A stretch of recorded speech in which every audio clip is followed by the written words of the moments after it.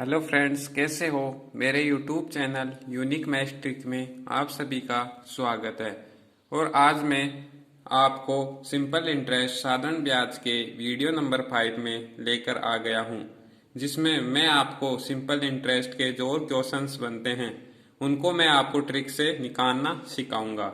अगर आपको मेरी ये ट्रिक आज अच्छी लगी तो वीडियो को लाइक करना, शेयर करना, कमेंट करना एंड सब्सक्राइब भी करना। तो स्टार्ट करते हैं आज का फर्स्ट क्वेश्चन। देखो, क्वेश्चन है साधारण ब्याज की किसी दर से ए ने 6,000 रुपये बी को 2 वर्ष के लिए तथा सी को 1,500 रुपये 4 वर्ष के लिए उधार दिए गए। यदि दोनों से कुल मिलाकर 900 रुपये ब्याज मिला हो तो ब्याज की दर ज्ञात करो।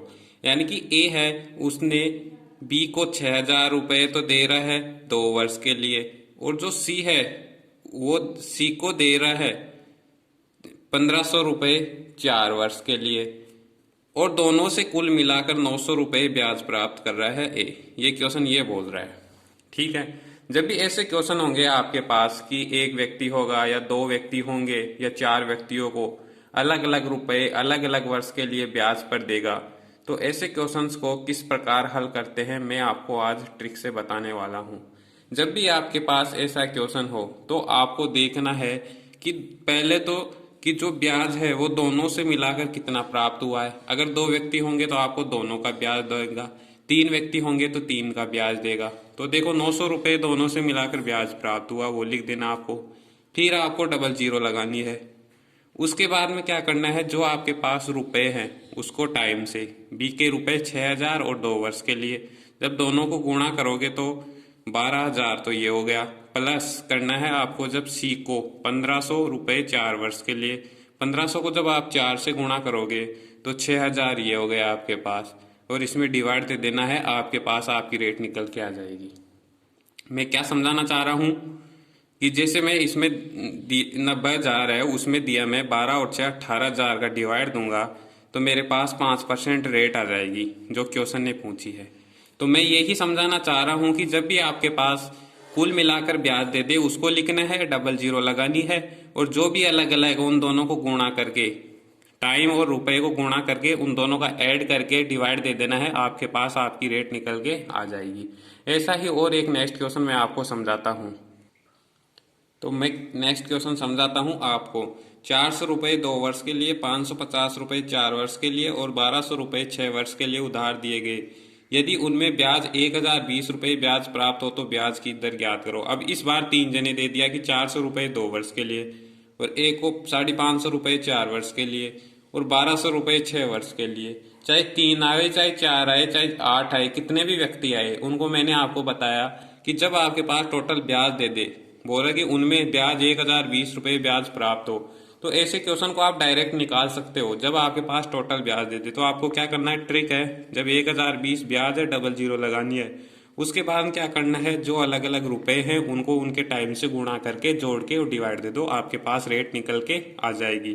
जैसे 400 को 2 से गुणा करोगे 800, प्लस 550 को जब 4 से गुणा करोगे तो ये आ जाएगा 2,200, और जब 1,200 को 6 से गुणा करोगे तो 7,200 ये आ जाएगा आपके पास। जब इन दोनों का टोटल ऐड करोगे, इनका जब ऐड करोगे तो आपके पास आएगा 10,200, और जब इसकी कैलकुलेशन करोगे तो आपके पास 10% रेट निकल के आ जाएगी जो आपसे क्वेश्चन ने पूछा है। मैं अभी तक इन दोनों क्वेश्चन से यही समझाना चाह रहा हूँ, जब भी आपको अलग अलग व्यक्ति को अलग अलग समय के लिए अलग अलग धनराशि दे और टोटल मिलाकर आपको ब्याज दे दे और आपसे रेट पूछ ले, तो ऐसे क्वेश्चंस को आप डायरेक्ट निकाल सकते हो कि उन दोनों का ब्याज रखो, डबल जीरो लगाओ, और उनके रुपए को उनके समय से गुणा करके, उनके रुपए को उनके समय से गुणा करके दोनों का सम करके जो टोटल ब्याज है उसमें आप डिवाइड दे सकते हो, तो आपके पास रेट निकल के आ जाएगी। ये मैं समझा रहा हूँ। मुझे उम्मीद है कि ये दोनों क्वेश्चन आपको समझ में आए हैं। तो मैं ऐसे ही और नेक्स्ट क्वेश्चंस की तरफ लेता हूं, जो और ट्रिक से कैसे और अलग क्वेश्चन साधारण ब्याज के कैसे निकाले जाते हैं। देखो, अब आप इस क्वेश्चन को समझो। कोई धनराशि साधारण ब्याज की किसी दर से 8 वर्ष में 2,900 रुपये और 10 वर्ष में 3,000 रुपये हो जाती है, तो वह धनराशि ज्ञात करो। जब भी आपके पास ऐसे क्वेश्चन आ जाए कि 8 वर्ष में इतने रुपए हो जाती है और 10 वर्ष में इतने रुपए हो जाती है। तो ऐसे क्वेश्चन को ट्रिक से डायरेक्ट आप कैसे निकाल सकते हो वो मैं आपको इस क्वेश्चन में सिखाता हूँ। देखो, जब भी आपके पास आ जाएगी किसी दर्श में 8 वर्ष में 2900 रुपए हो रही है और 10 वर्ष में 3000 रुपए हो रही है, तो यहाँ से देखो टाइम में 8 से 10 वर्ष हो रहा है तो 2 वर्ष का अंतर आ रहा है, तो ये 2 वर्ष का अंतर है। तो रुपए जो ये है ये आपके पास अमाउंट है, क्योंकि 2900 रुपए हो रही है तो इसमें मूलधन भी है और आपके पास इसमें ब्याज भी है, और दोनों का मिलाकर ही ये अमाउंट दे रखा है आपको। कितना? 2900 रुपए। तो यहाँ से जब 2900 रुपए हो रही है यहाँ पे आपके पास और दो, तो आपको यहाँ से पता लग रहा है कि 2900 रुपए ये है और 3000 ये है, यहाँ पे 100 रुपए का अंतर आ रहा है। जब टाइम में तो आपके पास दो वर्ष का अंतर आ रहा है और जो अमाउंट है उसमें आपके पास 100 रुपए का अंतर आ रहा है। तो ये जो 100 रुपए का अंतर है वो आपको पता लग गया, ये ब्याज के कारण ही 100 रुपए का अंतर आया है। तो जब 1 वर्ष का निकालोगे आप ब्याज, ये 2 वर्ष का 100 रुपए ब्याज था तो 1 वर्ष का 50 रुपए आएगा। तो जब आपको 8 वर्ष में निकालना है तो जब आप 8 वर्ष का ब्याज पता कर लेते हो और इस अमाउंट में से घटा देते हो तो आपके पास वह धनराशि निकल कर आ जाएगी। तो 1 वर्ष का ब्याज 50 रुपए है और आपको 8 वर्ष का निकालना है, तो 8 से गुणा करोगे तो 400 रुपए आपके पास 8 वर्ष का क्या आ गया? ब्याज आ गया। तो जब आप 2900 रुपए अमाउंट में से 400 रुपए ब्याज घटा देते हो तो आपके पास 2500 रुपए वह धनराशि निकल कर आ गई। तो मैं आपको क्या सिखाना चाह रहा हूं कि आपको टाइम का अंतर देखना है और जो अमाउंट है उसका अंतर देखना है, और 1 वर्ष का निकाल कर जो भी शुरू वाला वर्ष दे उसका टोटल ब्याज निकाल कर इस अमाउंट में से आपको घटाना है, तो आपके पास वह धनराशि निकल कर आ जाएगी। आप इसमें ऐसा भी कर सकते हो, सेकंड वाला है 10 वर्ष का ब्याज निकाल लो। जब 10 वर्ष का ब्याज निकालोगे तो 10.50 500 रुपए होगा और 3000 में से 500 घटाओगे तो वही 2500 रुपए आपके पास धनराशि आएगी। कैसे भी निकाल लो आप। ऐसा ही एक क्वेश्चन और समझाता हूं मैं आपको। अब समझो इस क्वेश्चन को, कोई धनराशि साधारण ब्याज की किसी दर से 3 वर्ष में 690 रुपए और 5 वर्ष में 750 रुपए हो जाती है, तो मूलधन ज्ञात करो। यानी कि 3 वर्ष में मूलधन और ब्याज जुड़कर वह धनराशि थी वो 690 रुपए हो जाती थी, और 5 वर्ष में मूलधन और ब्याज जुड़कर वह धनराशि 750 रुपए हो जाती थी। ये अमाउंट दे रखा आपको। तो उसी टाइप का ये क्वेश्चन है। जब भी आपको ऐसा क्वेश्चन मिले कि इतने वर्ष में इतने रुपए और इतने वर्ष में इतने रुपए हो जाती थी तो मूलधन की गणना करो, तो आपको समय का अंतर देखना है। यहाँ पे समय का अंतर है आपके पास 2 वर्ष, और आपके पास जो अमाउंट दे रखा है उन दोनों अमाउंट में अंतर है टोटल 60 रुपए का। टोटल अंतर कितने का है? 60 रुपए का।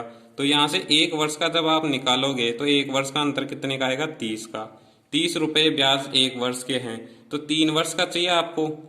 जब 3 वर्ष का आप ब्याज निकाल देते हो 30 या 90, यानी कि 690 जो आपके पास अमाउंट है उसमें से 90 रुपए ब्याज घटा दो तो आपके पास ये 600 रुपए मूलधन निकल के आ गया। मैं क्या सिखाया आपको कि जब भी आपके पास समय का अंतर हो उस समय के अंतर को अमाउंट के अंतर के बराबर रखो। जो अंतर आएगा वो ब्याज होता है, फिर 1 वर्ष का ब्याज निकाल लो, और जो धनराशि थी 3 वर्ष के लिए ब्याज चाहिए तो अगर ब्याज घटा देते हैं इसमें से अमाउंट में से तो हमारे पास धनराशि निकल के आ जाएगी। तो 3 वर्ष का ब्याज 30 के हिसाब से 90 रुपए हुआ और 690 में से 90 घटाए तो 600 रुपए मुझे वो धनराशि प्राप्त हो गई। तो वो मूलधन कितना था? 600 रुपए। तो देखो, कभी कभी आपसे इन दोनों क्वेश्चन में यहाँ पे टाइम की जगह रेट भी दे दिया जाता है और रेट दे के आपसे फिर धनराशि पूछ लेता है। तो ऐसा भी आपको मैं एक क्वेश्चन समझाता हूँ कि जब यहाँ पे रेट से दे दे कि इतनी हो जाती है, इतनी % रेट से, तो उस क्वेश्चन को कैसे निकालते हैं वो मैं आपको समझाता हूं अभी। अब समझो आप रेट वाला क्वेश्चन कि कैसे निकालते हैं रेट वाले क्वेश्चन को। देखो, एक निश्चित धनराशि को निश्चित समय के लिए उधार दिया गया 5%। अब रेट दे दिया आपको 5, इतनी देर आपको समय दे रहा था कि 5% वार्षिक ब्याज की दर से मिश्र धन 1500 रुपए है और 3% वार्षिक ब्याज की दर से जो मिश्र धन है वो 1000 रुपए है आपके पास। यानी कि 5% और 3% के मध्य क्या आपको अंतर देखना है? तो 2%। पहले मैं आपको समझ आया कि जब टाइम दे रखा तो टाइम के बीच में अंतर देख लो। तो 2% का अंतर है। ये 2% का अंतर किस कारण है? 1500 रुपए ये है और 1000 रुपए ये है। तो 1500 और 1000 में अंतर कितने का हो गया? 500 रुपए का।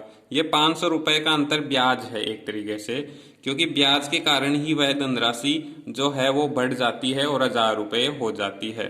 तो देखो नेक्स्ट आगे, यानी कि 1000 से बढ़ के 1500 हो जाती है। 3% होगा तो 1000 और 5% से 1500 हो जाती है। तो यहाँ से जब आप 1% की वैल्यू निकालोगे तो 1% का आपके पास 250 रुपये आएगा। और आपको कोई सा भी निकाल लो, इनमें से 5% वाला निकालते हो तो 5% की निकाल लो। जब 5% की निकालोगे तो 250 को 5 से गुणा करोगे तो 1250 रुपये आ जाएगा ब्याज 5% वाली दर से। तो 1500 रुपये मिश्रधन था। तो 1500 रुपये में से जब 1250 रुपये आप घटा दोगे तो 250 रुपये आपके पास क्या आ जाएगा, मूलधन। क्योंकि आप सभी को पता है कि जो अमाउंट होता है वो मूलधन प्लस ब्याज होता है। और अमाउंट आपके पास 1500 रुपये था और मूलधन आपको पूछा है उसने, और साधारण ब्याज आपने निकाल लिया जब 5% रेट हो, 1250 रुपये आपने निकाल लिया। जब यहाँ से मूलधन की वैल्यू निकालोगे तो 250 रुपये आपके पास मूलधन निकल कर आएगा।